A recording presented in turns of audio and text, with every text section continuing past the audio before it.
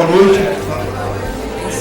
Hoje eu tenho o prazer de ter uma palestra, mais uma vez, da professora Beatriz Alvarenga, tá? Dentro do nosso curso de licenciatura. Tá? A ideia desse tipo de palestra é que vocês aprendam essa filosofia que a professora Beatriz Alvarenga vem desenvolvendo durante todos esses anos, de fazer experimentos, tá certo? De dar uma aula, coisas simples, tá certo? E que as pessoas entendam realmente os conceitos. Tá? Então, eu acho que é muito importante, tá certo? Que vocês até falem com alguns amigos de vocês que não vieram à palestra. Tá? Tentem convencê-los a uma próxima vinda. A próxima vai ser uma de química, tá? E é bom que todo mundo participe. Tá? Então, eu queria falar uma coisa para vocês, tá? Que hoje, tá, eu vejo um ponto de vista um pouco diferente. Eu estudei pelo livro da professora Beatriz Alvarenga, tá? Ele era numa capa rosa, desse tamanho assim, livro grandão. Mas eu pensei que só existia o livro. Eu não sabia que existia a professora Beatriz Alvarenga, tá? Eu estudei ela em Belém, tá? Ela não vai lá em Belém. Então essa chance, tá certo? A gente tem aqui, que vocês podem desfrutar, de conhecer a professora, conversar com ela. Isso é uma coisa que nem todas as universidades podem ter. Tá? Então, esse tipo de coisa é uma coisa importante. Tá? A gente tem que conversar, poder aproveitar. Tá certo? Tá? De conversar, de conhecer a pessoa. Conhecer a pessoa que tem um livro, um dos melhor livro de física, do secundário. Tá certo? Então, eu acho que esse tipo de coisa é uma coisa importante. Tá? E é uma coisa que nós temos que tirar proveito. Tá? Outras instituições, infelizmente, por distância e por outros fatores, não podem tirar esse proveito. Tá? Então eu queria muito, tá certo? Peço para vocês, conversem com vocês, esse tipo de evento a gente pode fazer com grande facilidade. Tá?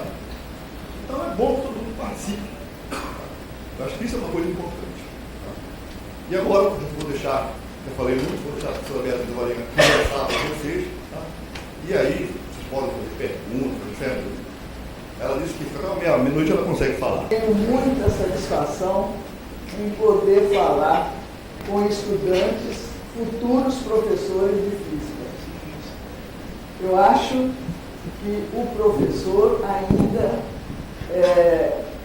a parte dos nossos estudiosos, né, estão ainda fazendo mais falta na nossa educação.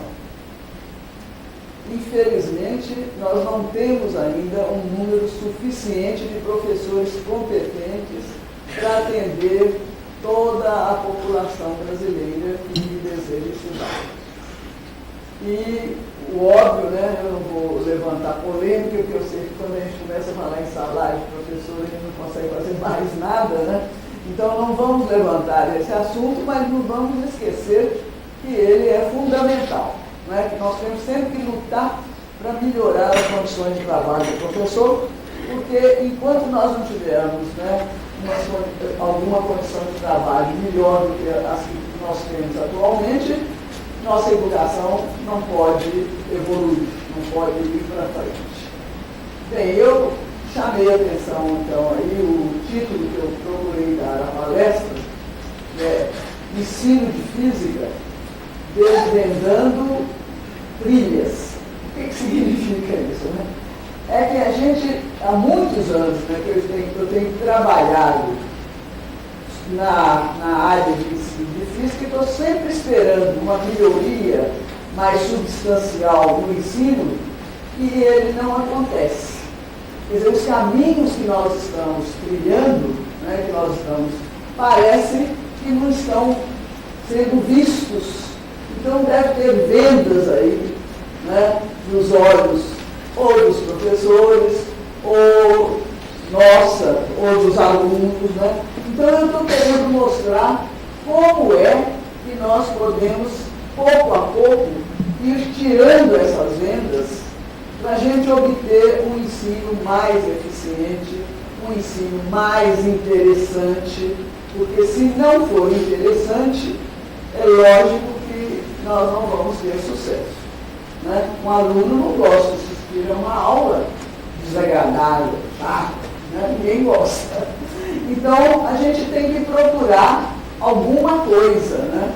Nem que seja tentar uma mágica para poder atrair os alunos, nós temos que inventar isso. E é nessa linha que eu tenho procurado, então, é trabalhar com os professores e principalmente com vocês, estudantes, porque vocês são o futuro, né, do nosso professorado, então é fundamental que vocês também assistam, né, palestras e um ensino de física interessante. Então, como é que vocês vão passar para frente esse interesse para os seus alunos se vocês também não tiveram cursos interessantes? Né? Não há possibilidade.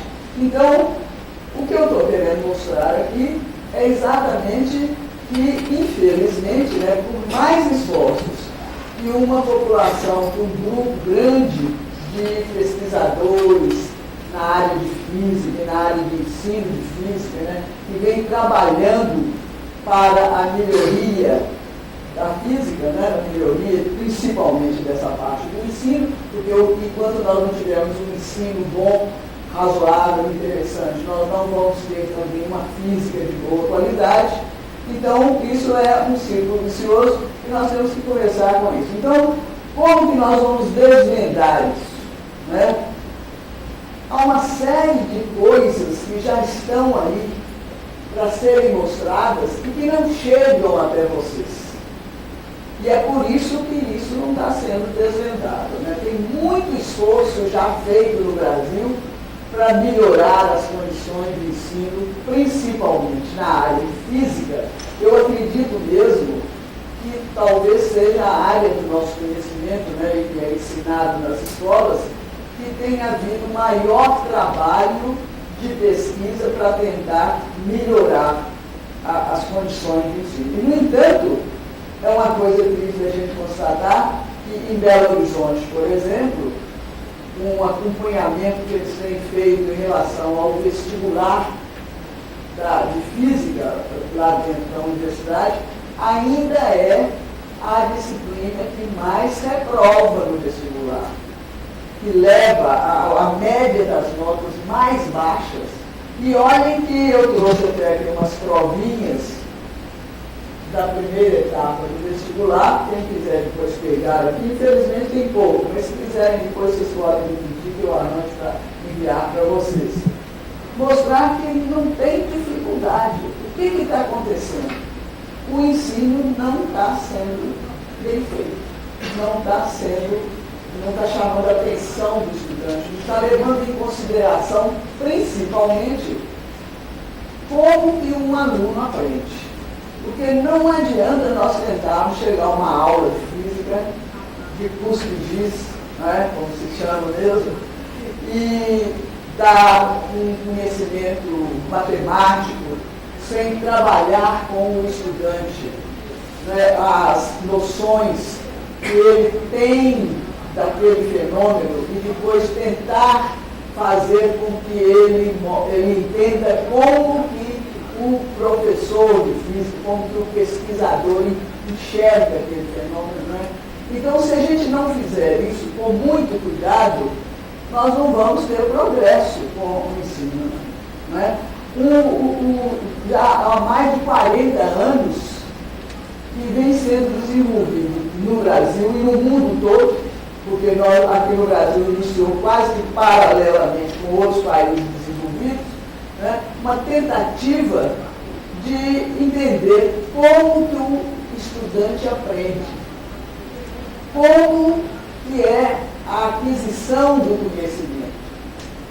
Eu não vou ter tempo de dizer para vocês aqui, né, todas as etapas dessa evolução, mas então existem muitas pesquisas feitas nessa linha que estão aí esperdiçadas, porque há uma certa separação entre o pesquisador na área de física propriamente dita, né, dos fenômenos, como é que eles vão evoluindo, e nós sabemos também que o cientista é provavelmente aquele cidadão que consegue ver com mais clareza todos os fenômenos com os quais ele trabalha.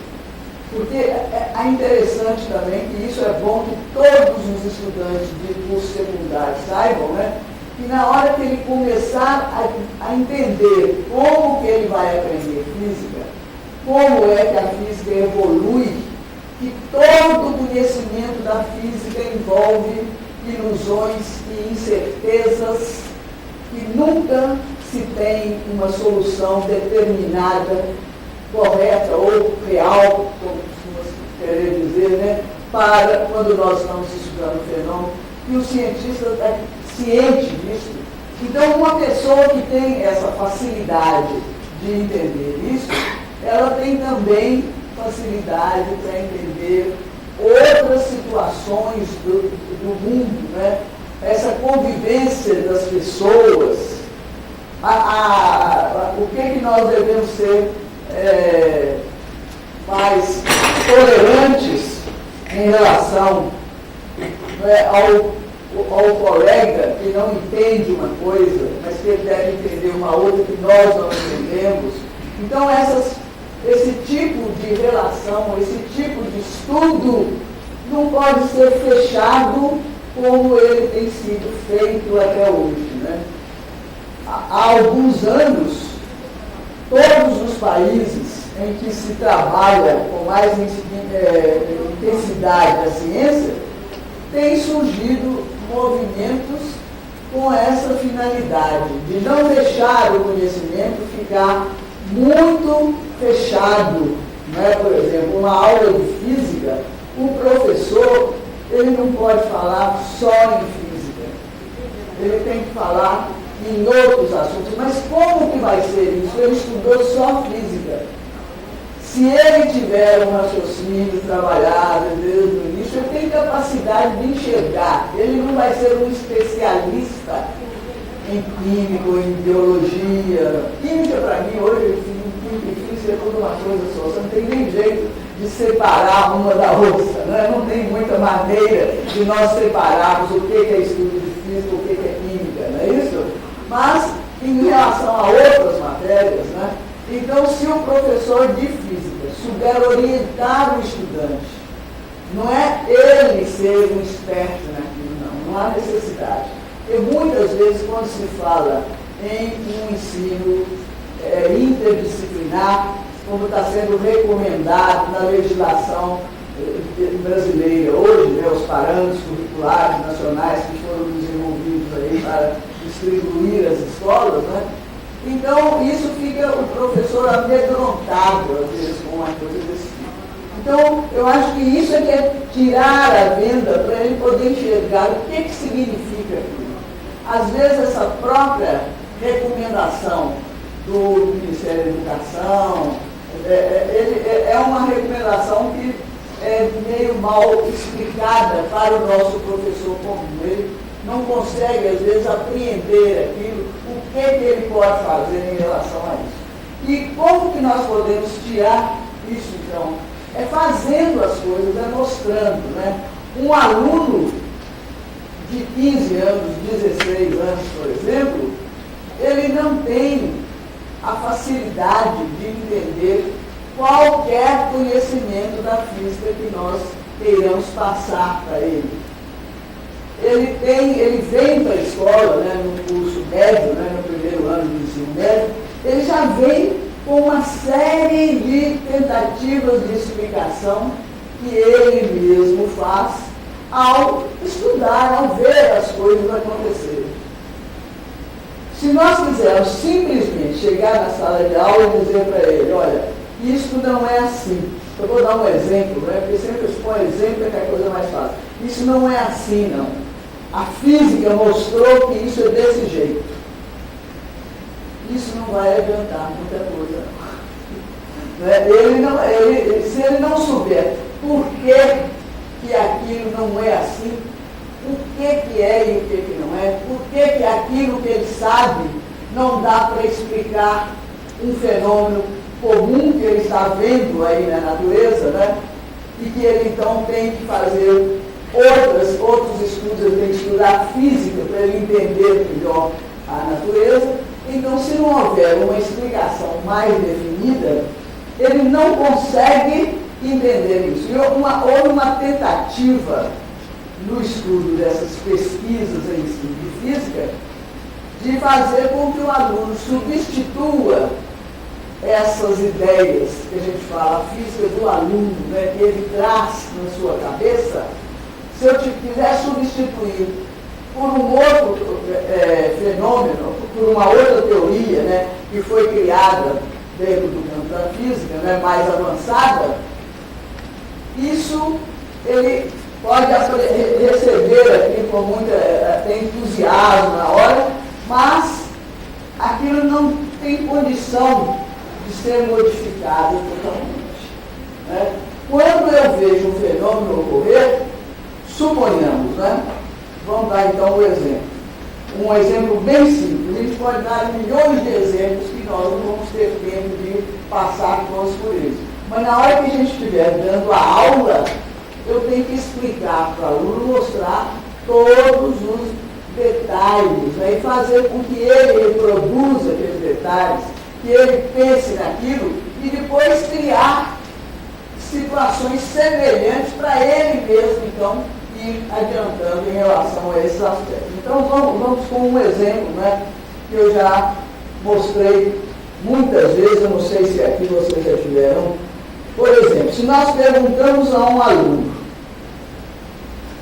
a maioria dos nossos alunos, né, que chegam na escola, se eu perguntar a ele o que cai mais depressa, se é um pouco leve ou um pouco pesado, não é?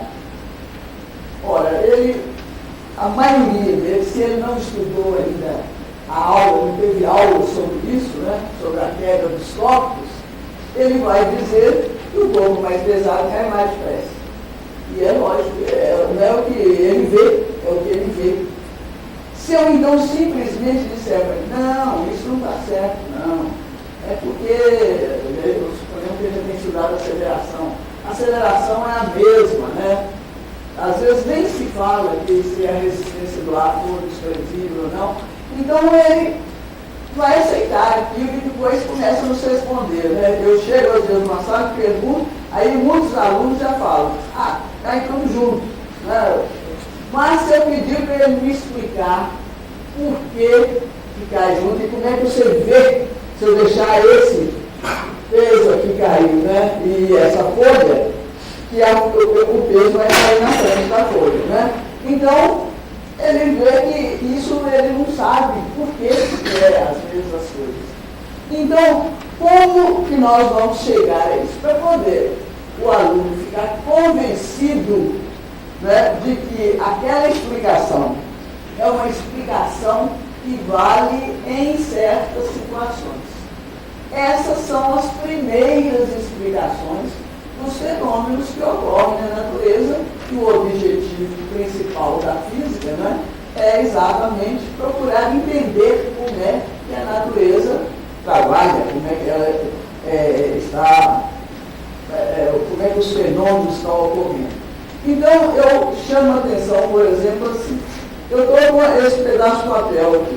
Eu divido, então, em dois iguais. Eu levo na balança e mostro que os pesos são iguais. Depois eu posso até, né, conforme o nível da escola, o modo que eu posso fazer, eu posso até chamar a atenção que se eu for numa balança de maior precisão, que provavelmente o peso de um vai ser diferente do outro, porque eu parti isso com a mão. Não é? Então, aí a gente pode levar um pouco mais do aluno esse conhecimento. Isso tem que ir gradativamente. Né? Mas então eu estou com essas duas folhas aqui, e vou deixar elas cair, né? O aluno então vai ver aqui, caiu junto, e nós temos então, concordando com eles, os dois caíram juntos, mas têm o mesmo peso. Então a gente fala, para dar um pouco da história de Galileu, explica como é que foi, né, de Aristóteles antes. Eu acho que a história vai ajudar muito, né? Eu não vou dar detalhes, vocês todos são alunos de física, não é? Então os que não, alguns não, dizem todos, mas a maioria são alunos de física. Então se eu pegar, por exemplo, e na hora que eu for deixar os dois copos, eu fizer isso, ó, e perguntar, e agora, se eu puser assim, o que vocês acham? Ele vai ter um baque na cabeça dele, né? Que esse caso aqui, ó, são os dois com o mesmo peso e não vão cair juntos. Ele só vai notar, ele vai perceber própria, quer dizer, o que quer dizer isso? Que a observação da queda que ele fez só em casos particulares, não é isso? Ele só pensa naquilo que ele vê com maior intensidade. Nós não conseguimos, né, enxergar ou perceber com os nossos órgãos do sentido detalhes de certos fenômenos. E é por isso, então, né, que a gente pensa que todos os corpos, né, se eu pegar um pouco, como Galileu, provavelmente, se é que ele fez a experiência da Torre de Pisa, né, que vocês todos conhecem, né, se é que ele fez a experiência, ele deve ter pegado duas pedras, talvez um pouco diferentes de peso, mas mais ou menos próximas, né, de modo que não deu para o olho dele mostrar se eles estavam caindo juntos ou não estavam, etc. e tal. Então, por aí a gente vai mostrando pouco a pouco que o aluno, né, pode então notar como que é o trabalho do físico. Né? O trabalho do físico, então, tem que ir nesse caso. Então, assim como ele viu que esse pedaço da folha caía mais depressa, então, que se eu tivesse assim, né? Se eu pegasse aqui as duas, né, e fizesse isso, eu posso também embolar uma delas, né? E mostrar, então, que essa que está embolada caiu mais depressa. Agora, quando a gente faz isso, provavelmente ele vai achar que esse aqui é mais pesado que esse. Né? São os conceitos o quê? Espontâneos que saem da cabeça de uma pessoa qualquer que tenta entender o mundo no qual ela vive. Não é isso? Aquilo vai entrando para o nosso cérebro. Né? E nós sabemos também que na hora que ele percebe pesos, por exemplo, né, ele sabe que ele tem noções de peso, de dimensões e tal, só nós temos que chamar a atenção dele, porque ele provavelmente não tenha chegado a isso. Né? Só nós entendemos as coisas que estão mais próximas de nós, que têm dimensões mais próximas daquelas que estão ligadas com o nosso corpo. Não é? Então, a gente fala em uma bactéria ou um vírus, né? Ninguém tem ideia. Eu posso falar nas dimensões, né, que a pessoa não faz ideia de que tamanho aquilo seja. A mesma coisa que uma distância muito grande, né? Quando eu falo com os alunos que a velocidade da luz é 300.000 km por segundo, ele fica espantado, mas ele não chega a perceber muito aquilo que é. Não. Se nós não procurarmos descobrir uma maneira de falar aquilo, né, comparando com coisas que ele pode perceber. Né? Então, se eu falar, por exemplo, que essa velocidade corresponde a 7 vezes e meia a volta da Terra em um segundo, né? Então nós vamos tendo uma possibilidade de enxergar a coisa com mais cuidado. Né? Mas no caso da queda, então, ainda, né, eu costumo fazer, por exemplo, então, assim, com um pedaço de isopor e uma lata vazia. Então, um aluno mais novo, né, então, eu já tenho que fazer de maneiras um pouco diferentes. Para cada idade que você estiver ensinando, para cada nível dentro da sala, mesmo que sejam idades semelhantes, né? Numa escola que nós temos uma pessoa com nível cultural, porque a cultura também influi até no palavreado que eu vou falar na sala de aula. Então, na hora, quer dizer, o que eu estou querendo chamar a atenção? Que magistério, ensinar, não é uma coisa trivial. É muito complicado até, né? Eu tenho que ter muito jogo de cintura, tenho que ter, né, uma visão dos alunos, e esse conceito que o aluno traz, isso foi objeto de estudo durante vários anos, vários grupos de pesquisadores que mostraram que pensar que o corpo mais pesado, por exemplo, cai mais depressa, né, não depende do país, não. Uma pessoa leiga na França, ou na África, ou aqui no Brasil, em qualquer lugar, eles vão ter esses mesmos conceitos intuitivos. Assim como nas outras áreas. Eu estou falando de um caso simples, não é de um conceito de queda livre, que é mais fácil você explicar aqui nesse momento. Porque nós vamos ensinar eletricidade, né? E quando a gente faz aquele modelo de átomo e tal, né? Você vê que é muito difícil para o aluno perceber o tamanho de um elétron, o tamanho, né? As dimensões que nós temos, o que representa aquilo. Né? Quando Thales, né, disse que, quando atritou lá o âmbar, né, que ele atraía corpos leves. Quer dizer, uma pessoa que conseguia fazer observações com uma certa profundidade, ele viu isso. Não era toda pessoa que, né, tinha experimentado atritar lá um pedaço de resina e verificar que atraía corpos. Agora, por que ele tinha corpos leves? Né? Ele não chegou a perceber isso. Qualquer corpo, mas que a força elétrica é pequena, então, né, para deslocar um objeto que está sujeito sempre ao peso próprio dele, então não havia possibilidade de perceber aquela força se fosse com outro objeto, não é isso? Então essas coisas, elas têm que ser clareadas. Isso é que é desvendar, para mim, o modo de ensinar isso. Nós temos que fazer várias desvendagens, né? Tirar as vendas, para eles poderem entender a física. E se não entenderem, é lógico, né?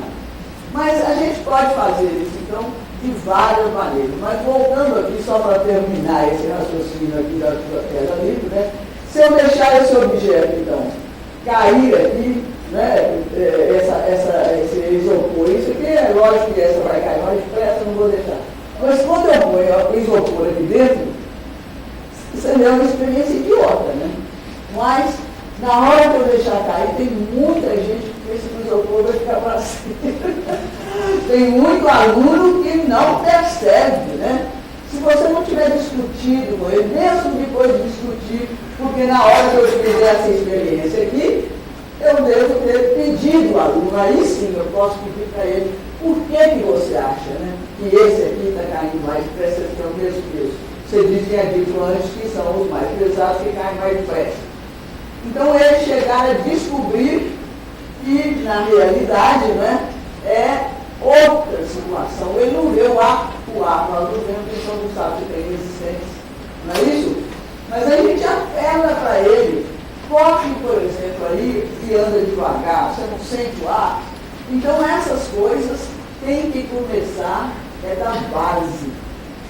E para fazer isso tem pessoas competentes, né? Para poder perceber até que ponto que a pessoa está ou não entendendo. Então, para mim, né, eu poderia continuar aqui, vamos dar aqui mais outros exemplos, né? Mas é muito interessante a gente ir pensando em maneiras de ensinar que façam com que o professor chegue a tirar essas vendas, ele próprio, né? Não pensar, porque ele já estudou, já teve até muitas coisas, ele ainda sabe, até meio memorizado, meio decorado, né? Então, às vezes, o próprio estudante, que é o próprio professor, quando eu dou um problema para ele, em que ele vai resolver, assim, um problema que não seja muito numérico, com as fórmulas que ele já decorou, ele costuma, né, interpretar aquilo de acordo com aquele conhecimento intuitivo. Quer dizer, que a substituição daquele conhecimento arraigado, né? Por que isso é arraigado?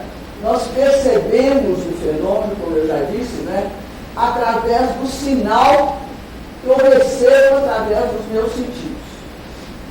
Toda vez que eu vou interpretar um fenômeno através do meu sentido, eu cometo ilusões, eu cometo erros, não é fácil interpretações errôneas. Uma das primeiras ilusões que eu já vi falar, né, que vocês provavelmente já ouviram falar, que chama-se até ilusão de Aristóteles, é de virar o dedo assim, um em cima do outro, ponho uma bolinha aqui no meio e mexo assim, ó. Vocês façam isso depois em casa. Uma bolinha pequena que possa ficar encostada aqui nos seus dois dedos. Põe a bolinha no plano, nunca fizeram isso não? E dá uma voltinha aqui, ó. Nós temos a real sensação que nós estamos com duas bolinhas. Por quê? Porque o dedo de cá manda para o cérebro de um jeito e esse manda para outro jeito. Então, a parte do cérebro que vai ser acionada por aqueles contatos da bolinha nos dois dedos vão ser informações com as quais o meu cérebro não está acostumado. Eu estou acostumado, não é isso? É pegar duas bolinhas assim, né? Quando são duas bolinhas, cada uma me dá um sentido. Se eu puser uma só e sem torcer os dedos, eu não vou ter sensação. É quando troca aqui a posição. Então, esses conhecimentos que vão chegando no meu cérebro, né? Então, isso é um processo complicado, né? Chega aqui através do tato, não é? E outras informações que vêm através da vista, por exemplo, você sabe que tem uma quantidade de ilusões que a gente pode chamar a atenção para elas agora, porque é bom que o professor trabalhe isso com os alunos. Então ele fica sabendo um pouco a física que ele está estudando, mas ligando ao nosso corpo, à nossa interpretação. Então isso eu acho que melhora a aprendizagem. Como eu já disse a vocês, para a pessoa poder, não digo substituir, porque eu acho que é quase impossível, né? Você substituir esses conceitos que são aprendidos durante a vida toda pela nossa própria experiência, com uma que ele ouviu só o professor falar, não é assim, não é assim, por isso e tal, explicar. Se ele não fizer aquilo, se ele não ler muita coisa sobre aquilo, se ele não conseguir interpretar consequências, né, desses erros que ele comete, na hora que ele pega um probleminha, ele escorrega e vai. Quer dizer, o cérebro, né, o que é isso? Eu vejo o fenômeno, então o fenômeno vai através, ou no caso da vista aí, né, vai chegar no cérebro através do meu sistema nervoso, mas aquilo fica gravado ali. Quanto mais marcas do mesmo fenômeno tiver no meu cérebro, e são coisas que estão sendo descobertas muito recentemente, né? O funcionamento do nosso cérebro, até hoje, é um mistério muito grande, ninguém sabe muito bem. É mesmo que fosse um computador, né? Eles fazem uma analogia que é muito diferente, porque, de um modo geral, é muito mais rápido que uma internet, né? Para a gente localizar um assunto toda vez. O cérebro funciona muito mais depressa, né? Quer dizer, às vezes não consegue, por quê? Porque aquelas marcas que eu coloquei ali estão no arquivo no lugar. Então, antigamente julgava-se, até há pouco tempo atrás, que o que fica gravado no nosso cérebro, cada região do cérebro gravava um certo tipo de conhecimento. E hoje já está definido que não é assim. E eu posso deixar marcas, né, no cérebro em várias situações. Então, quanto mais eu tiver visto aquilo, mais fácil é para eu reconhecer um fenômeno e interpretar quando tiver um número maior de ilusões. Então, outra coisa que a gente tem aí, desvendando então para os alunos, que eles têm que ler, que eles têm que conversar, quanto mais eles discutirem, né, a coisa com o professor e com o colega, aquilo vai ficando marcado mais no cérebro dele e ele poderá, então, interpretar as coisas de uma maneira com mais segurança e nem sem dar muitos deslizes para os lados dos tais conceitos espontâneos ou intuitivos. Isso é o que tem sido feito, né? Agora, essas ideias, às vezes, o professor nem sabe que existe esse tipo de pesquisa. Infelizmente, as nossas licenciaturas ainda são muito nessa base de dar o conteúdo. Nas boas universidades, geralmente esse conteúdo é bem dado, o aluno memoriza aquilo, e às vezes é incorporando, porque ele vê de muitas maneiras, eu não preciso de dizer para o aluno que quando eu estou ensinando uma coisa, eu estou querendo substituir aquele conceito intuitivo que ele tem por um outro, não. Ele entende isso, né? Ele entende. Eu estou querendo mostrar como que um cientista raciocinou para mostrar que, na verdade, é a resistência do ar, né? E o peso do objeto, a densidade, todos os aspectos que influem para que um corpo, às vezes de pesos diferentes, poderem cair com a mesma aceleração e às vezes não, né? Dependendo. Então tem que chamar a atenção de todos os fatores que são possíveis, né? Em relação ao outro tato, né? Em relação ao nosso tato, né? Outro conhecimento também, que as pessoas, de modo geral, não conseguem chegar, né? E que às vezes você vê mesmo até em livros de física e tal, dando explicações errôneas, né? Quer dizer, o cientista já descobriu uma coisa, já mostrou, já interpretou, e ainda o pessoal continua cometendo, né? Se eu pego, por exemplo, na madeira, uma madeira aqui, e pego no metal, né? Então a pessoa acha que o metal está numa temperatura diferente da madeira, né? Isso é um conceito espontâneo, porque o que ele está fazendo? Ele está sentindo a sensação de quente com o termômetro mais antigo que é o tato. O termômetro não deixa, o tato, né? O nosso tato não deixa de ser, tanto que as mães medem a febre lá dos meninos, né? Pondo a mão na testa deles e tal, é isso. Mas, então, se eu não começar a analisar isso com o aluno, se eu simplesmente falar, não é isso não, estão todos na mesma temperatura, sem procurar chegar numa explicação mais próxima do que o cientista, né, que o físico já mostrou, e aí veio, há pouco tempo eu estava lendo um livro de ensino de química, e ele dizia que essa sensação aqui é diferente, porque o calor específico do metal era menor do que o da madeira. E aí, então, na realidade, né, vocês sabem que não é isso. Quer dizer, não, porque eu poderia ter duas madeiras com o mesmo calor específico e chegar com a minha mão ali, né, e sentir. Primeira coisa é que a sensação de temperatura para o nosso corpo, né, ela é um pouco falha, porque de que depende? Depende da quantidade de calor que eu estou cedendo para o objeto, né? Eu sinto que está mais frio aqui, ó, porque a minha mão, não é isso? Cedeu mais calor para ela do que quando eu pego numa madeira.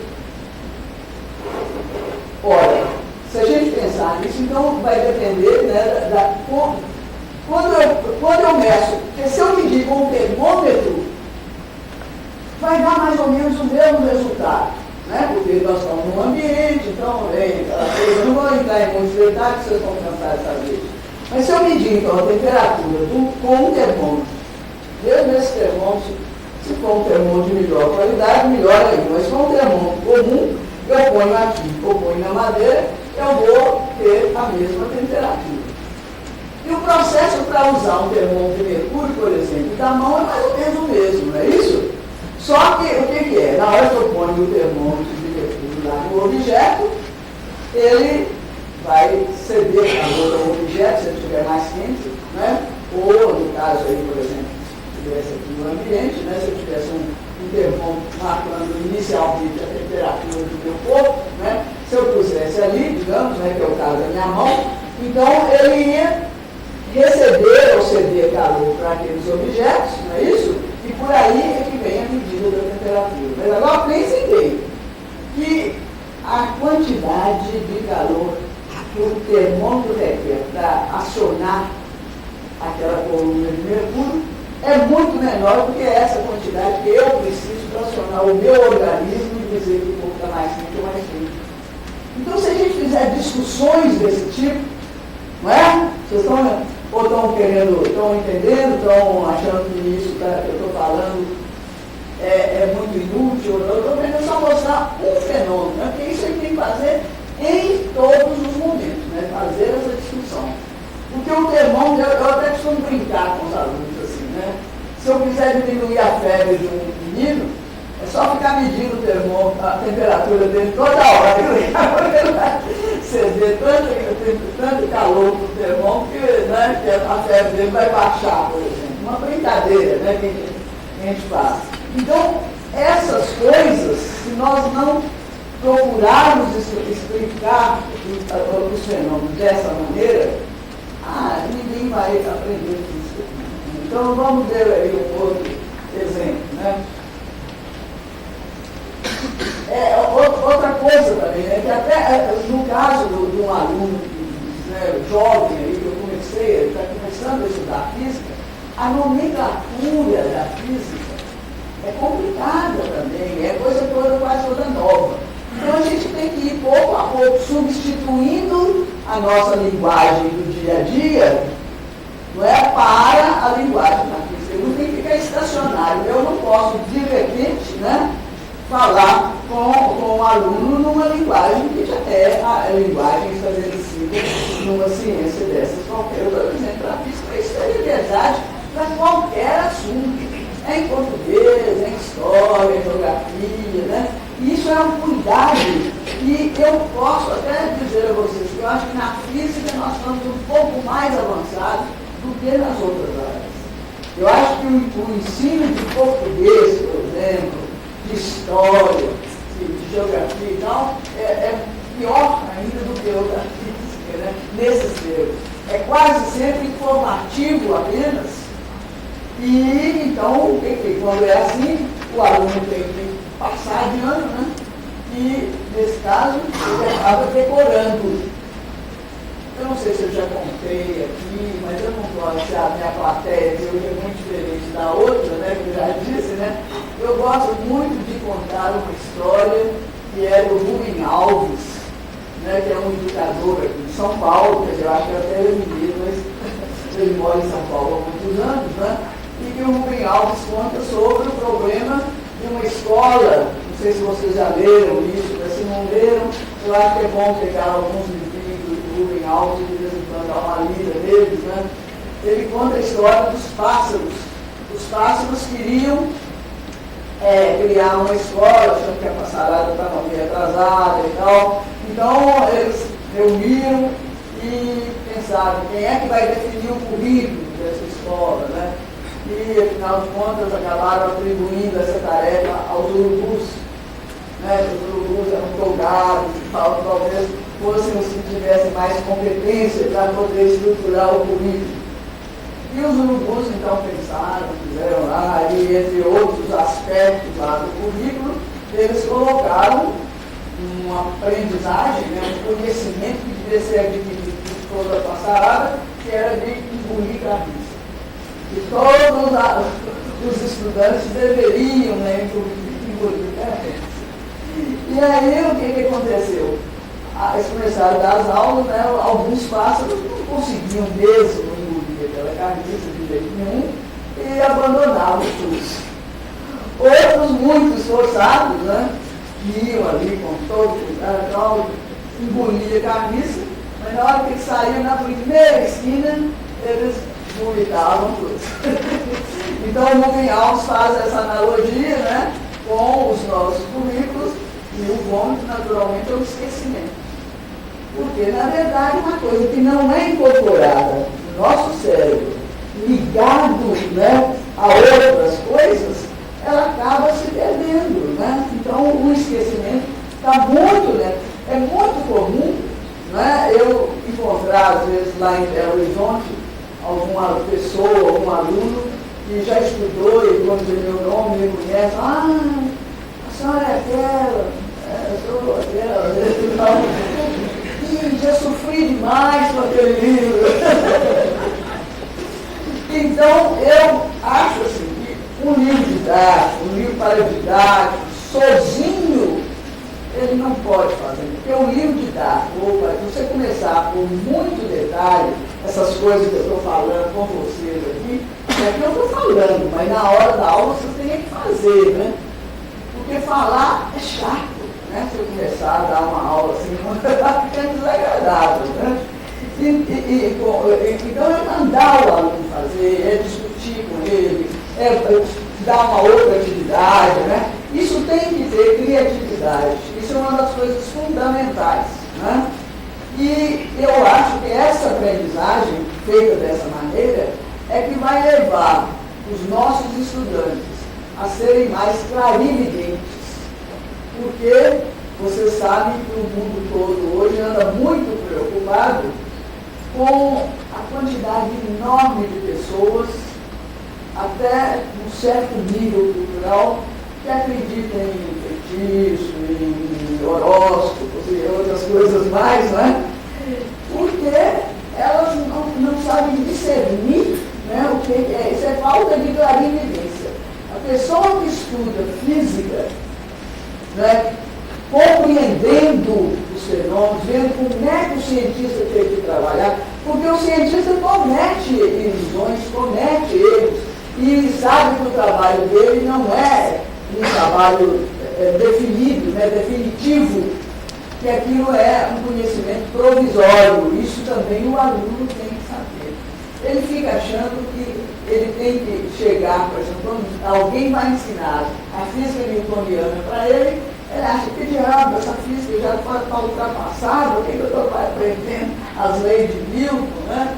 Então, essas coisas, se você não explicar para ele, né, qual é a vantagem de estudar as leis de Newton, e ainda, né, tem uma série de fenômenos que você pode estudar usando, né, as leis de Newton, mas se tem outros, aí até pode dar um exemplo, é uma coisa que não fica difícil, mesmo no início do estudo da mecânica, da cinemática, principalmente a cinemática que fica sendo uma chatura, né, porque ficam só problemas e formas, você não estuda nenhuma, a cinemática não tem uma lei fundamental, né, que aquilo ali é para você conhecer as grandezas, né, de aceleração, e isso é que é importante você estudar. Agora ficar um ano inteiro estudando, resolvendo uma porção de problemas, quebra-cabeça do cinema, nenhum aguenta uma aula desse tipo, né? Aí faz que nem o urubu, os pássaros lá com o urubu do urubu, né? Mas eu não estou querendo me alongar muito na fala aqui, né, que eu estou dizendo aqui, já tem quase uma hora que eu estou falando.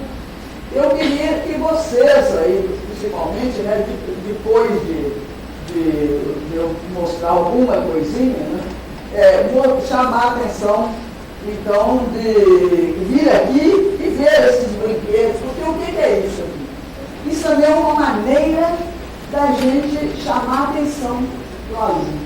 Quase todo brinquedo que você pegar aí, na rua, em todo lugar, tem, às vezes, uma certa ligação com um aspecto da física, tecnologia, né? Todo brinquedo tem alguma tecnologia.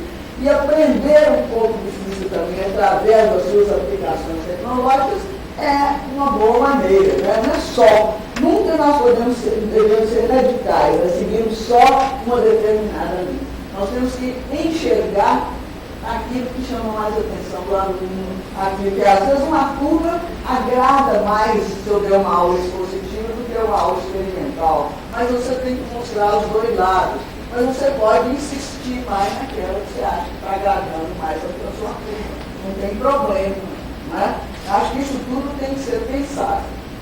Mas, bom, então, se vocês quiserem depois, né, que eu acabar de dar umas demonstrações aqui, vocês virem, eu vou só aproveitar que eu estou trabalhando muito ultimamente, né, com ilusões de óptica, então eu queria aproveitar a oportunidade, né, que é um tipo do assunto que a gente tem que pensar em desvendar mesmo, né?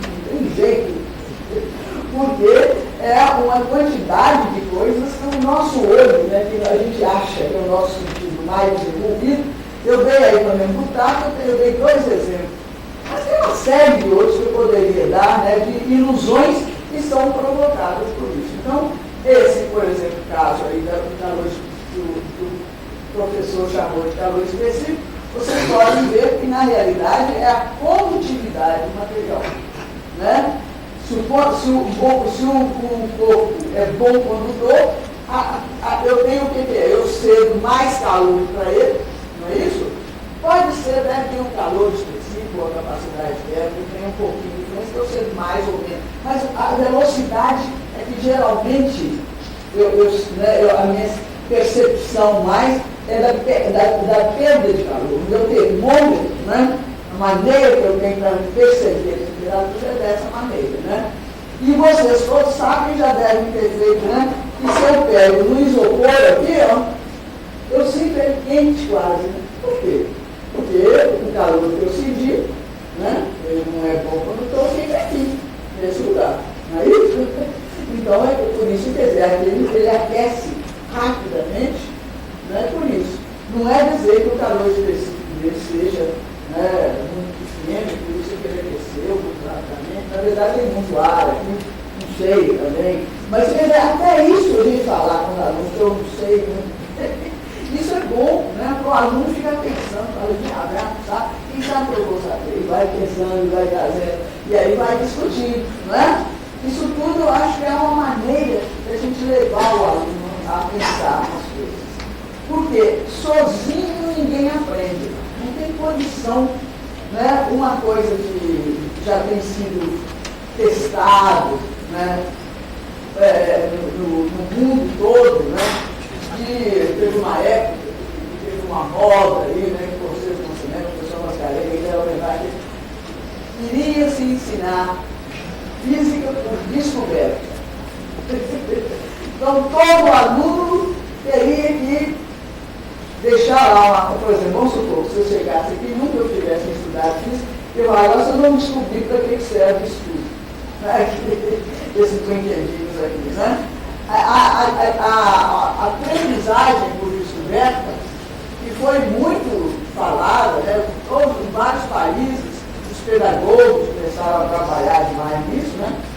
Então tinha um colega meu que falava assim, até que seria muito bom, né? A gente ensinar tudo por descoberta. Só que ia levar muito tempo o pessoal aprender a física do tempo de Aristóteles, né? Porque a primeira que surge na cabeça da gente, né? É a aristotélica. E depois até chegar nos fatos de hoje, né? Então, essa aprendizagem por descoberta é quase impossível. Quer dizer que, na verdade, numa aula nós temos que dar informações para os alunos. Não tem jeito de você não dar, né? Para ele aprender. Mas essas informações têm que ser dadas de uma maneira muito cuidadosa, para não ficar também afrontando, né, a pessoa.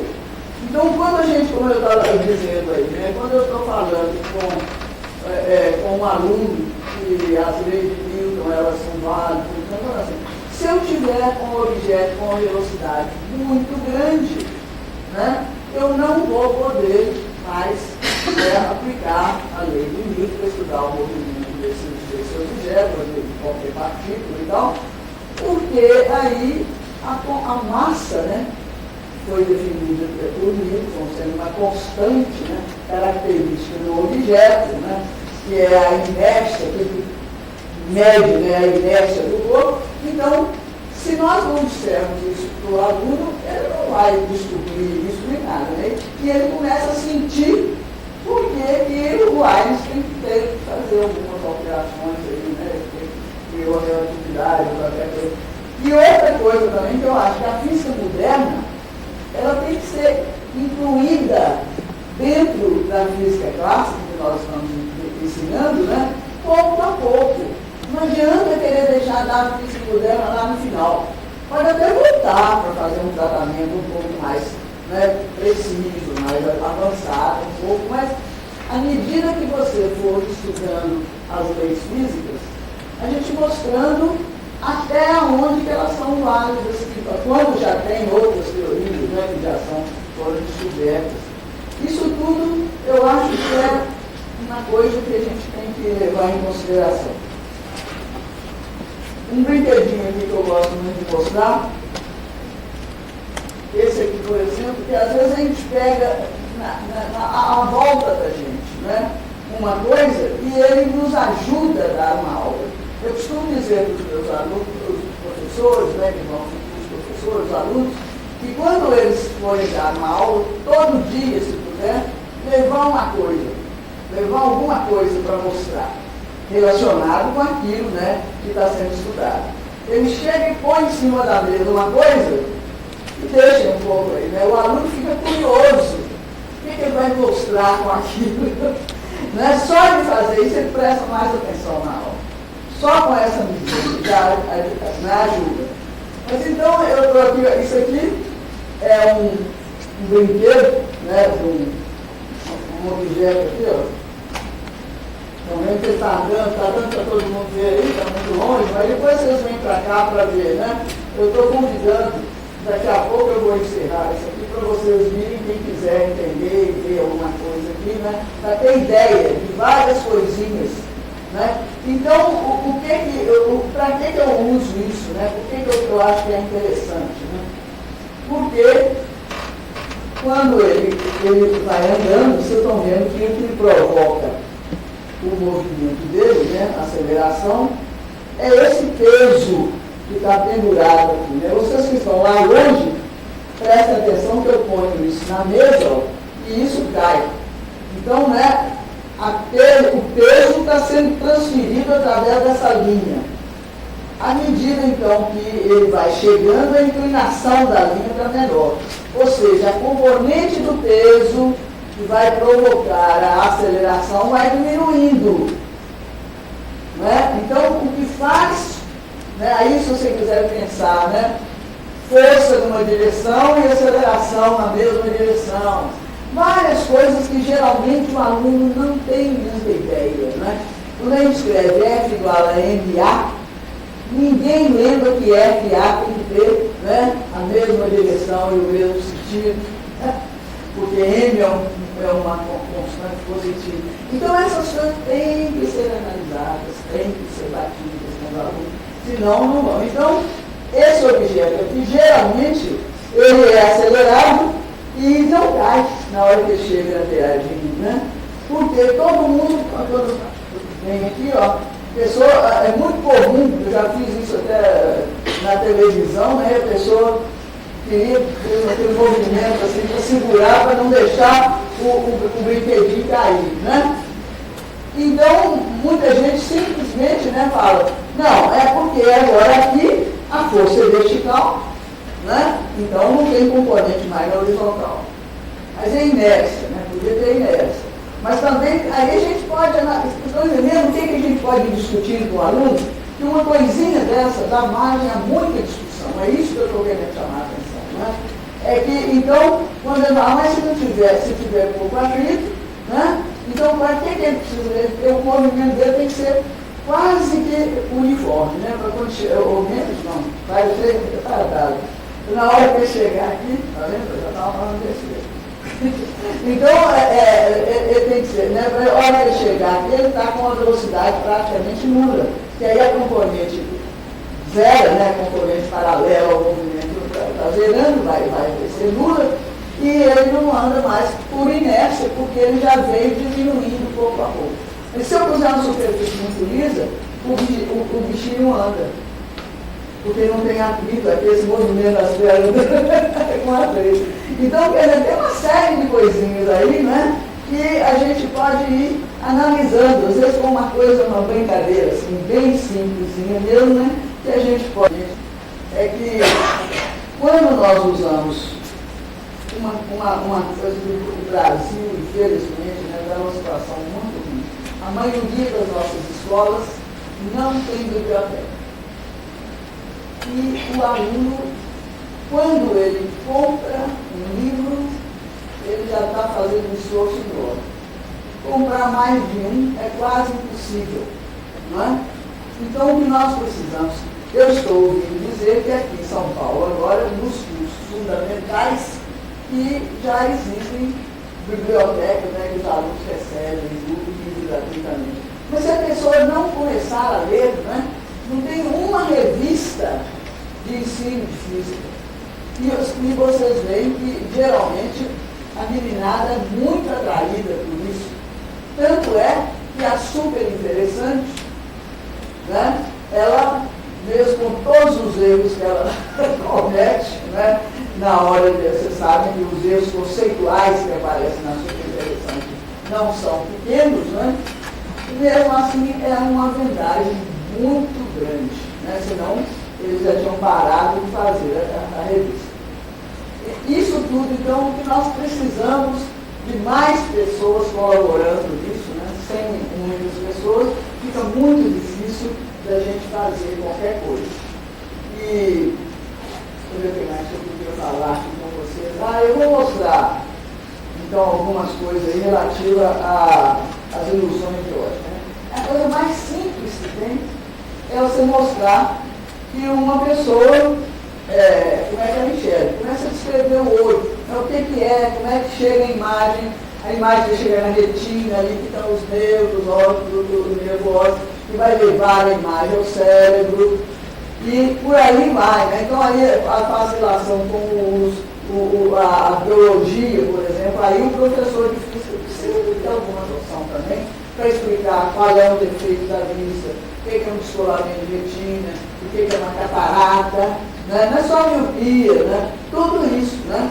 Porque o que acontece? Às vezes, a primeira vez que eu coloquei numa prova de física, lá, que já tem muitos anos, né, na federal,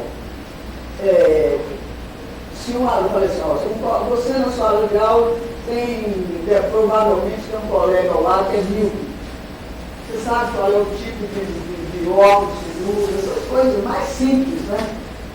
Foi uma comissão de professores na minha casa para reclamar da questão, porque era uma questão que não estava nos livros. Né? Dos meus, naquele tempo eu não tinha escrito ainda no livro, mas então vocês estão vendo que não é possível aprender a fazer aquela porção de imagens com raios, né? Aquelas coisas que eles nem sabem de raio, traça aqui, traça ali, traça lá, depois reflete, não sei o que lá e forma uma imagem, né? Eles não estavam nem entendendo, e não pega num espelho, não pega, não é, numa coisa para ver a imagem, para saber o que é a imagem, né?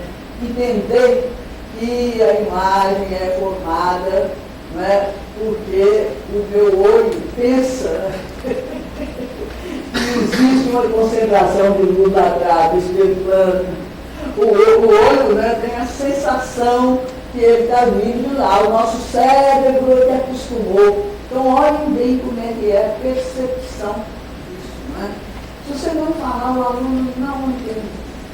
Ele fica desnorteado, afinal de contas. Né? Então, qualquer coisa que você fizer aí, em relação então, à ilusão de óticas, eu vou chamar a atenção aqui para uma série de coisas que mostram, né, essa ilusão. A primeira delas é relativa, o aluno sabe, por exemplo, né, que ele olha um objeto lá atrás, ele está enxergando ele com nitidez. Ele olha o objeto aqui. Né?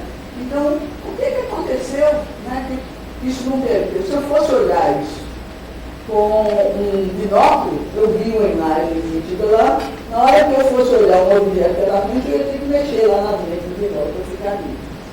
O que meu olho não precisa de fazer?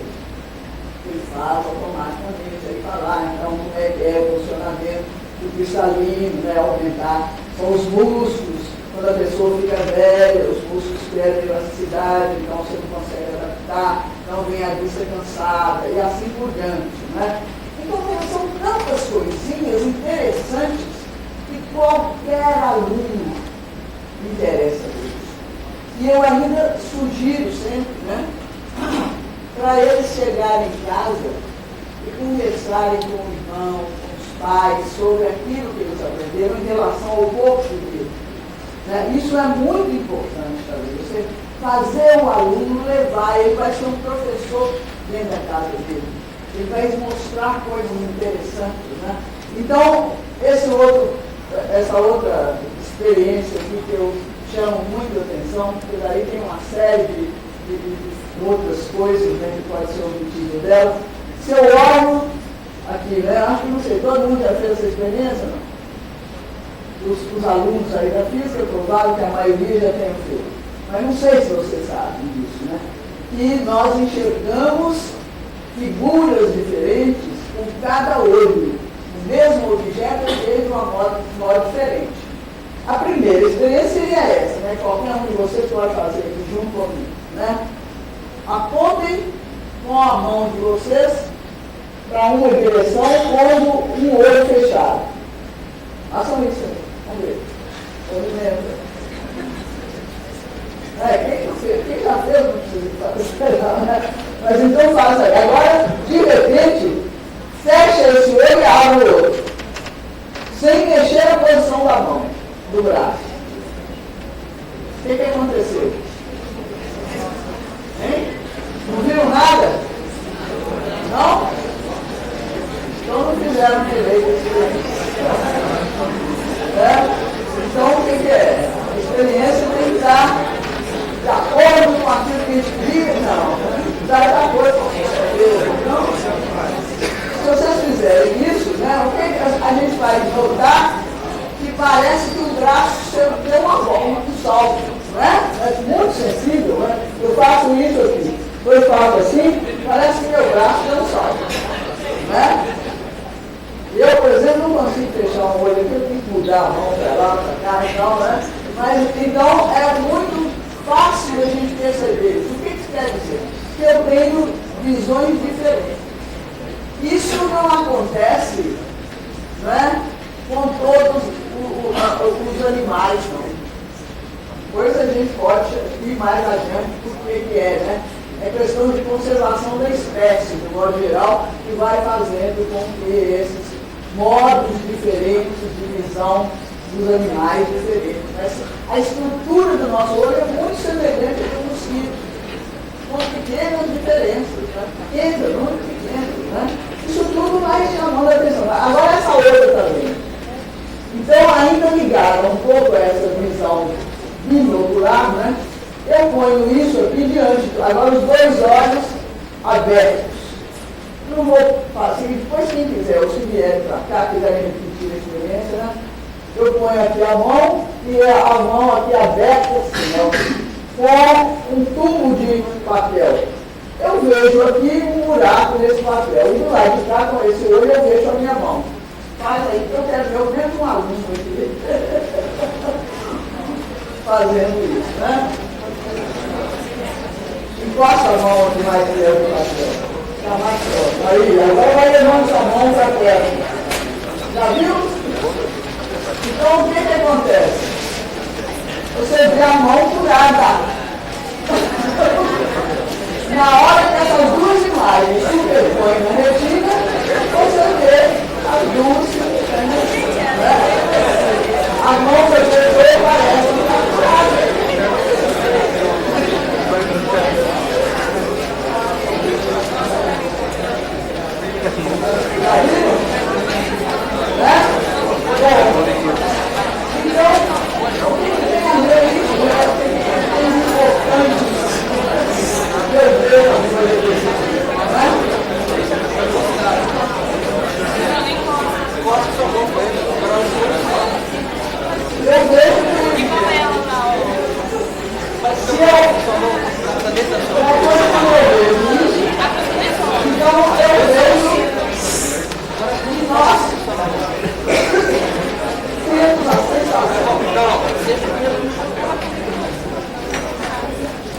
Nós temos a sensação de tridimensionalidade por causa disso, né? O meu olho acostuma ver a imagem já superposta, mas conforme o modo que eu pus aqui, eu estou fazendo uma separada da outra, né? Na hora que ela superpuser, eu vejo uma outra. Se eu fizer assim, com dois dedos olhando no fundo claro, por exemplo, vocês aí olhem para aquilo. Eu faço então com os dois dedos na altura dos meus olhos e vou focalizar o problema da focalização do nosso olho. Né? Eu vou focalizar atrás aqui, a coisa que estiver atrás. Eu vou focalizar a parede. E vou trazer os dois dedos aqui, na frente, a uma certa distância, né, do olho, e vou aproximando rapidamente, assim, né? O que acontece? Chega um momento que a gente vê pedaços do dedo só, não é isso? Eu estou vendo pedaços. Por que é isso? É porque quando eu focalizo um objeto, por exemplo, eu estou focalizando o moço que está gravando a aula. Mas eu vejo vocês, eu não vejo com a mesma nitidez. Aquilo que forma uma meia parte da retina lá, é essa que eu estou focalizando, né? A fóvea, que chama, né? A parte da retina onde há a maior sensibilidade para a luz. Então eu vejo isso, mas vejo outro objeto. E isso então é muito interessante, porque eu vou. Isso aí que eu acabei de dar é o princípio, provavelmente muitos de vocês não sabem, que isso é o princípio daquelas figuras tridimensionais que andaram aparecendo numa certa época aí, né, que muitas pessoas que falaram, eu não consigo ver e tal. Por que a pessoa não consegue ver tridimensional? Porque um livrinho que eu trouxe, né, que tem, né, isso aí tem coisas infinitas, interessantes, né, para a gente estudar. Mas então essas figuras aqui, ó, se eu olhar uma delas, né, e focalizar, a minha vista presta atenção naquela na qual eu estou focalizada. Mas eu vejo as outras, eu começo a ver cada uma a uma certa distância do meu olho diferente, né? Então é o princípio desse que eu estou acabando de dizer para vocês. E isso surgiu quando os computadores, porque outras pessoas já tinham feito também, né? Isso é uma coisa bem antiga. Eu acho que o tempo da Rainha Vitória, na Inglaterra, teve uma roda muito grande, em que era usado fazer fotografias, né, de uma pessoa em duas posições um pouquinho diferentes, como se fosse olhar com um olho com o outro. Então, na hora que aquelas duas imagens formavam no meu olho, eu começava a ver aquilo tridimensionalmente. Então, isso, o que isso mostra, né? Que nós temos essa coisa, não são todos os animais, né? Por exemplo, o cavalo, ele tem um olho de um lado, outro do outro. Todos esses animais de focinho mais comprido, eles têm duas visões do mundo diferentes. Né? Por que eles precisam disso? Eles precisam disso porque a presa pode sair, o atacante, né, que pode querer destruir o que quiser ligar, pode sair de um lado, então ele precisa enxergar bem.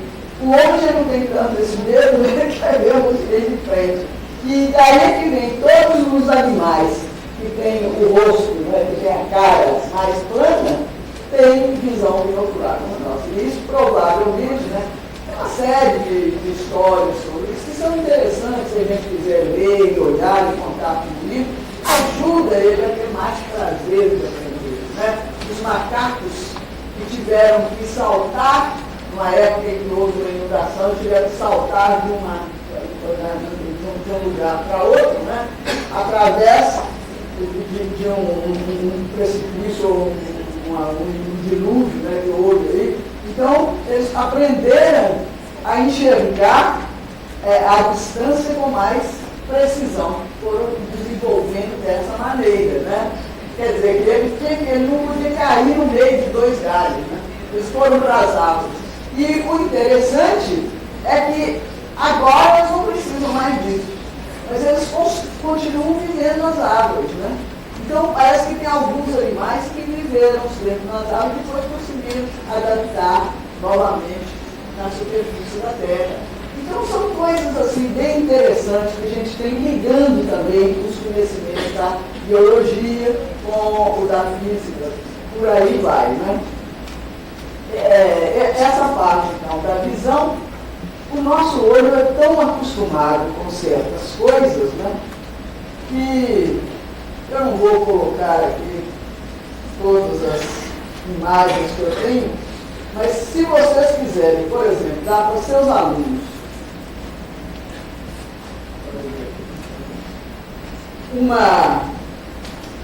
para eles mesmos construírem no computador uma figura que dá aquela tridimensionalidade que eu falei com vocês, é só isso.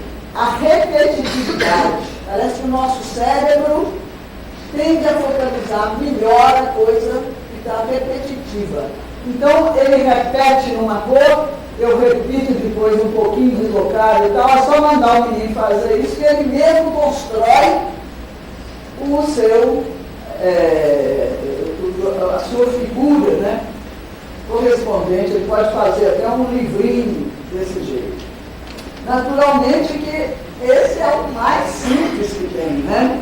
Aqui tem outros, eu tenho vários outros aí, que se vocês quiserem depois vir ver aqui, eu acharia muito interessante.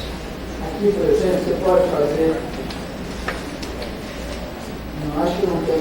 Acho que eu trouxe só, assim, de foto, eu acho que foi só essas aí. Mas aí o livro tem, se vocês quiserem ver. Mas outras ilusões de ótica, que são interessantes, como essa aqui, por exemplo. O que vocês estão vendo ali? Né? Bom, vocês estão dando para entender mais ou menos a imagem daquele objeto que está ali. É uma pessoa segurando um prato, parece, né? E um queijo, né? Faltando um pedaço. Primeiro tem que pôr um queijo ali. Então está faltando um pedaço, tá certo?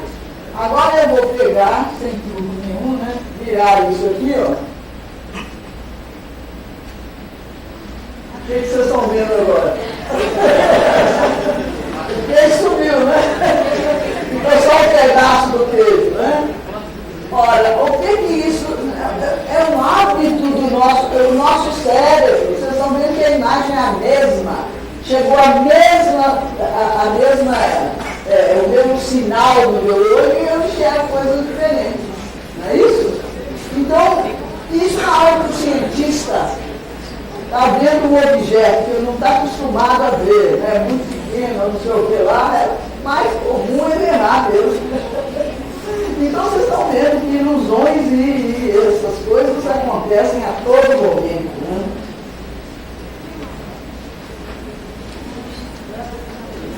Não sei se isso é assim. Deixa eu ver o que é isso.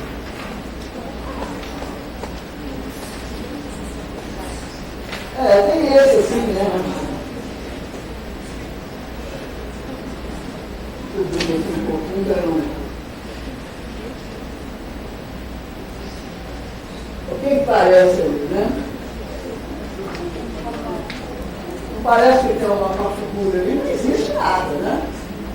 Não existe nada. Nós não chegamos. Assim, né? Estamos acostumados. O hábito de olhar coisas assim, né? Não existe aquela parte branca que vocês falaram, é o cubo, né? Ela não está ali, não existe isso, né? E tem uma série de outras coisas aqui. Tem aquelas figuras escondidas, tem figuras.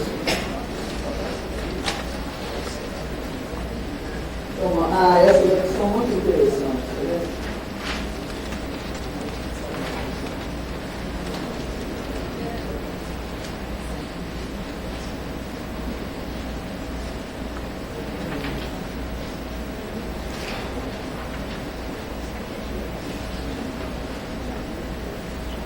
Olhem, por exemplo, deixa eu ter mais assim,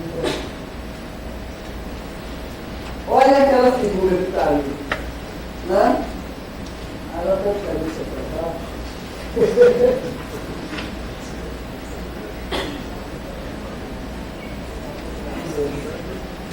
Ao contrário aí.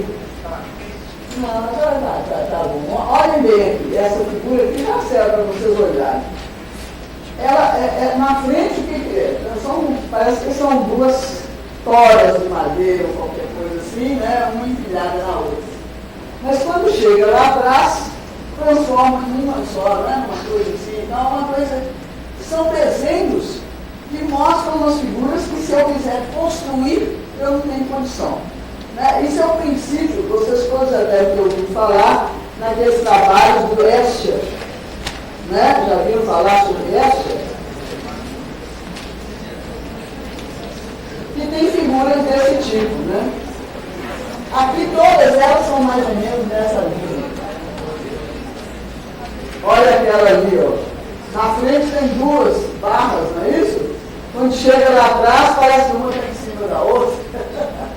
Não tem condição de você fazer uma coisa desse tipo, né? Essas figuras aqui, ó, o que são ali? Como é que são barras todas três, né? Aquela lá, com umas barras e uma no meio, né? Como é que pode ser aquilo ali? Não tem condição. Olha, tem horas que a barra está com um certo volume, depois ela ficou plana, entrar debaixo da altura. Então são figuras impossíveis, e isso deu origem a uma escola. Né? As pessoas começaram a trabalhar nesse tipo de figuras, e várias outras aqui, mas depois, se vocês quiserem ver, né? Nós veremos.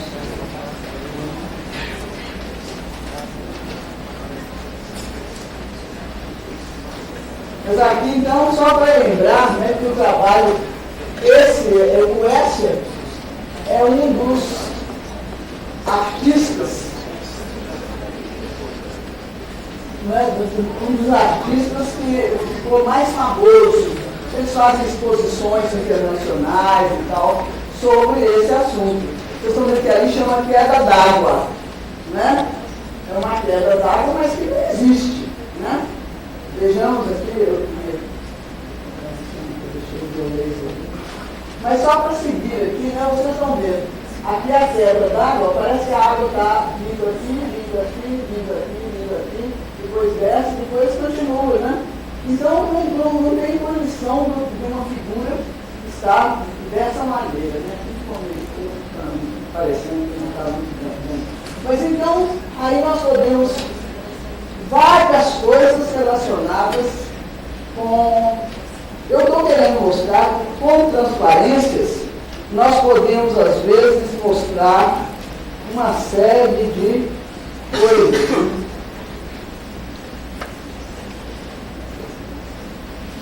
Vocês estão vendo? Não cobri, ficou meio longe. Deixa só essa aqui, por enquanto. O que vocês estão vendo ali, né? Parece uma mão, não é isso? Agora, olhem de cá, assim, parece um gato, né? Então, é só um modo. Aí se eu virar assim, né? Se eu virar assim, ó. Eu estou fazendo isso para mim, tá vendo? Como é que sou por isso? E aqui tem aqui a mesma coisa, ó. O coelho, né? E agora? Agora o patinho, né? O pato, né?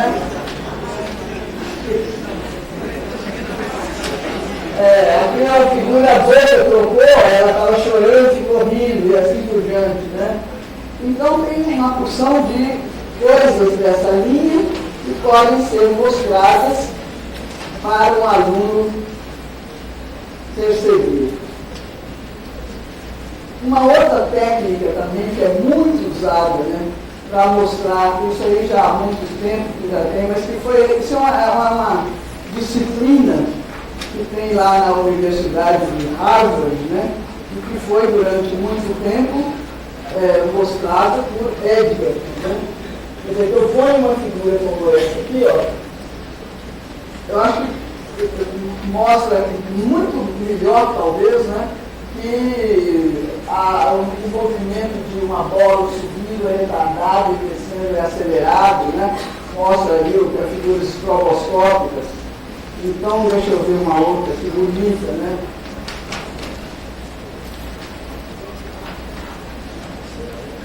né, aquela do leite, que todo mundo já deve ter visto, mas que, de um modo geral, nas escolas tem. Essa aqui de uma bala atravessando uma coisa. Essa aqui é uma menina pulando corda, né? Então, essa técnica que foi, é uma tecnologia que foi desenvolvida pelo Edgerton e que ele fez um sucesso muito grande, porque, inclusive, tipos de movimento que não eram perceptíveis, né? Mostrou-se que eles eram bem diferentes do que se pensava, né? Que não dava possibilidade de você ver uma parte de um movimento congelada, vamos dizer assim, né? Então, isso tudo mostra uma maneira de estudar o movimento. Quer dizer, é uma cinemática mais moderna. Se eu fizesse um ensino, em vez de ficar dando aquela opção de problemas, eu mostrasse figuras desse tipo, um aluno analisar para ele ver o que aconteceu em determinados tipos das figuras, né? Eu acho que seria muito mais agradável para mim. Bom, agora eu tenho muitas outras coisas aqui, mas eu já sei que vocês todos já devem estar muito cansados, já são 9 horas. Eu vou deixar, então, agora aqueles que quiserem chegar aqui perto, né, e ver alguma coisa que nós temos aqui, chegar mais de perto. Tem vários aparelhos aqui, eu não sei se convém mostrar esses assim, que maiores, talvez dá para a pessoa ver. Você pensar, né? 110, tudo 110.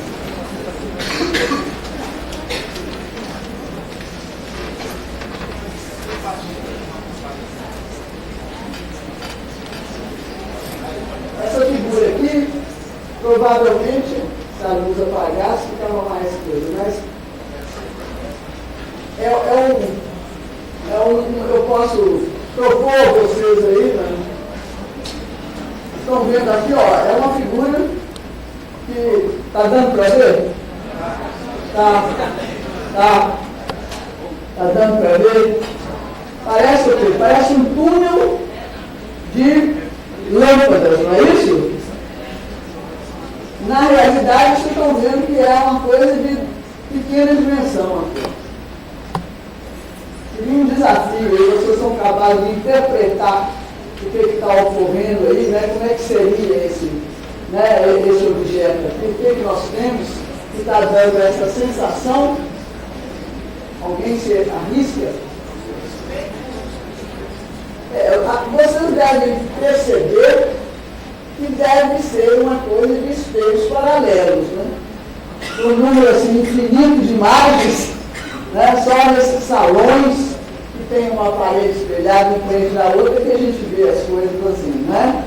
Eu não sei se vai, propriamente os nossos alunos nunca foram ingressar, então não sabem muito o que seria uma figura desse jeito, né? Mas então, o que está acontecendo aqui? Né? Porque aqui não é uma sala. Nós temos aqui, ó, é fácil a gente perceber que aqui tem lâmpadas. E atrás deve ter um espelho. Mas o da frente, como é que é? É uma superfície, né? Semi-transparente, mas espelhada, né? Na parte interna dessa aqui, ó. Quer dizer, que a luz passa aqui, porque eu estou vendo, né? Ela está passando, está atravessando. Então ela é transparente. Mas essa face dela que está próxima das lâmpadas, ela é semi-espelhada, então eu vou ter aqui como se fossem dois espelhos paralelos, né? Bom, essa figura, esse objeto aqui, ó, uma esfera, né? É provável que vocês já devem ter visto que hoje eles usam muito isso aqui como decoração, né? Então, o que está acontecendo aí? O nome do aparelho é uma bola de plasma, né? Que foi chamado uma bola de plasma. Na realidade, não é a bola toda que é de plasma, né? Mas nós temos a presença de um plasma aqui. O que nós vamos ter? Aquela parte central, aquela esfera pequena, não é isso? Isso vocês estão vendo ali. Ela é um circuito que libera elétrons e esses elétrons são acelerados por uma diferença de potencial entre aquela parte central e essa parte externa. Né? A diferença de potencial é de milhares de volts. Mas a quantidade de eletricidade envolvida não é tão grande assim. Então, se eu puser a minha mão, eu estabeleço uma diferença potencial maior, né, que eu estou ligando ao chão. Então, o que vai acontecer? Os elétrons são todos, né, atraídos aqui por nessa direção. E ali dentro tem um gás, que geralmente no caso aí é o neônio, né, eu tenho, conforme o gás, eu vou ter aqueles filetes de luz ali, de cores diferentes. Por quê? E aquilo, quando os elétrons são acelerados e encontram um átomo desse gás, eles esbarram no outro elétron, eventualmente, e provocam então uma excitação, e aí, quando eles voltam para a situação normal, eles vão emitir luz. E o elétron chega e é expulso de um átomo e vai encontrando o outro, vão por aí, né? Então, a pessoa que está aqui, ó, se vocês chegarem depois aqui e pegarem, vocês vão sentir um pequeno choque, mas muito pequeno, né? Não tem perigo, porque a quantidade de carga elétrica que está aqui é pequena. Naquele filete, então, eu tenho átomos ionizados, não é isso? E esses átomos ionizados, então, são os plasmas, né, sobre os quais nós falamos. Eu sei que ele mostrar uma coisa dessa, mas eu gosto de chamar a atenção, então, e se eu chegar, então, aqui uma lâmpada, né, uma lâmpada de neon, então ela acende, né, porque a tinta que tem aqui, a gente pode analisar como é que funciona uma lâmpada dessas, né, que a maioria dos estudantes às vezes não chega a entender muito bem, e ver que ele não precisa, se eu tiver elétrons esbarrando aqui, eu provoco uma fluorescência também, né, nessa tinta que está usada aí na pintura interna da lâmpada. Se eu afastar, diminuindo aqui, eu tenho a lâmpada, né, os elétrons não têm mais energia para poder provocar a fluorescência. Se eu pego aqui num ponto, ó, eu já estabeleço aqui para frente, né, os elétrons então desviam, né, eu estabeleço uma diferença potencial maior aqui, e por aí vai. Né? Então, vocês estão vendo que são pequenas experiências que a gente pode chamar a atenção do aluno. Mas eu tinha prometido explicar o funcionamento disso aqui, que eu costumo ser chamado de medidor do amor. Então, vamos ver como é que eu ando aí, né? Eu pego isso aqui, ó, vocês estão vendo que o líquido, né, ele está, né, sofrendo ali uma ebulição, né? Muita gente acha que é uma ebulição verdadeira, mas vocês então podem perceber, voltando aqui à posição inicial, que o líquido aqui está encerrado dentro de um determinado volume, né? E aqui dentro tem um gás, provável que seja o próprio ar. Então, quando eu aqueço essa, tem uma parte de vidro, né, que penetra aqui, quando eu aqueço isso aqui, a pressão do gás a volume constante, né, vai aumentar. Cheio de calor, então eu aumento a temperatura e até lá trazer os gases, aí vocês, né, sabem muito bem, não precisa ficar dando detalhe, então o líquido vai subir, né? E se tiver alguém que tenha, né, uma mão muito fria, naturalmente não vai conseguir fazer com que esse líquido suba, né? Então por isso que chama de medidor do amor, né? Por razões óbvias aí. E esse líquido, então, né, se eu quiser acelerar o meu efeito, aí, eu posso molhar um pouco aqui de fora, né? Então evapora aqui a água, que é fechado, né? Mas aí há uma diferença de temperatura maior que o líquido sobe mais perto. Não é isso? Então vocês estão vendo que são muitas coisinhas assim, brinquedos, E é interessante que eu tive isso aqui, vocês estão vendo que é um convite a quebrar, né?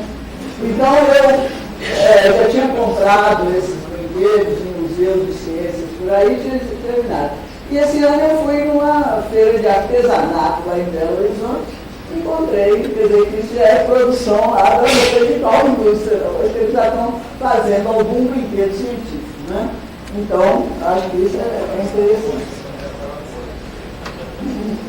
Bom, aí tem outras coisas, né? Tem esse aqui que acho que todo mundo conhece, mas que tem que ser visto manualmente.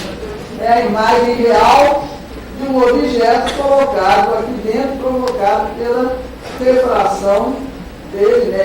Esse lado aqui é preto, com possibilidade.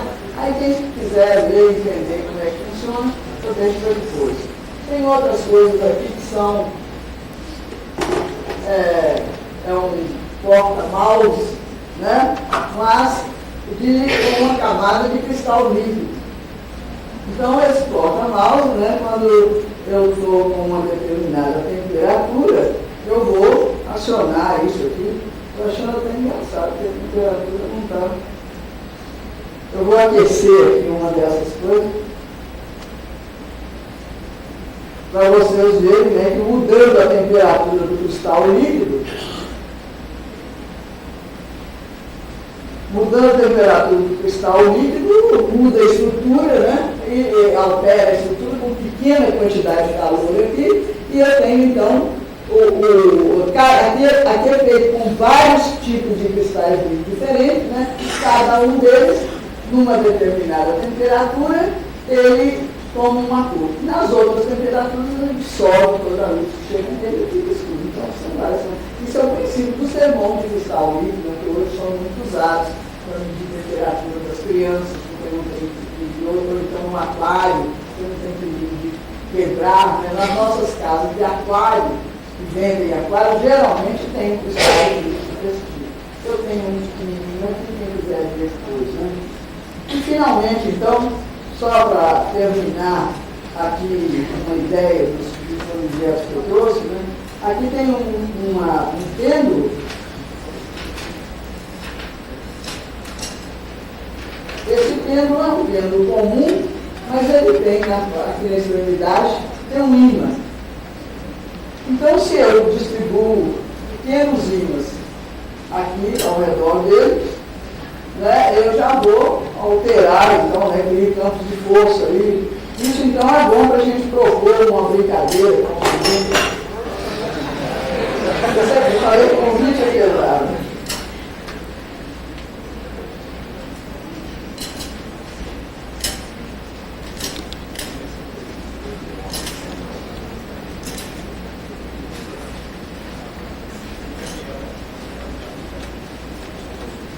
Mas eu estou, então, para terminar, aqui tem uma coisa interessante que eu esqueci de chamar a atenção, porque esse é muito bom também para a gente. Aqui eu ponho isso para os meninos fazerem jogo, para ver se eles conseguem descobrir para que lado, aonde vai parar, né? Então aí quando ele está quase certo de parar no lugar, eu mostro assim como é que o estado inicial do movimento, né?